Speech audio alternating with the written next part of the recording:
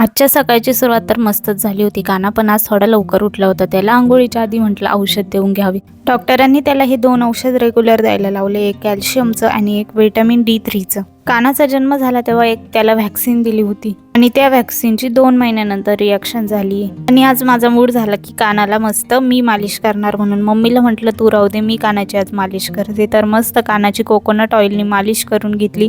तो इतका हसत होता की बस. नंतर त्याला अंघोळ घातली आणि लगेच त्याला कोरडं करून घेतलं, म्हणजे त्याला झोपायला तो मोकळा. त्याला झोपी लावलं आणि तो झोपल्यानंतर मला खूपच बोर झालं होतं. मम्मीसोबत थोड्याशा गप्पा मारल्या आणि त्याला मी हे कॅल्शियमचं औषध 2 टाईम देत असते आणि 1 टाईम फक्त व्हिटॅमिन D3चं. तर त्याला औषध दिलं संध्याकाळी परत आणि तो मस्त खुश झाला होता. परत त्याला झोपी लावून दिलं आणि बोर झालं म्हणून काय करणार, म्हणून मी कानाचे कपडे आवरायला घेतले. कारण त्याचे कपडे खूप अस्तव्यस्त झाले होते. सगळे मी सेपरेट करून घेतले, जे त्याला डेली यूजचे लागणार होते ते आणि जे त्याचे ठेवून द्यायचे होते ते. असं करून मी माझं काम संपवलं. असा होता आजचा आमचा दिवस. बाय.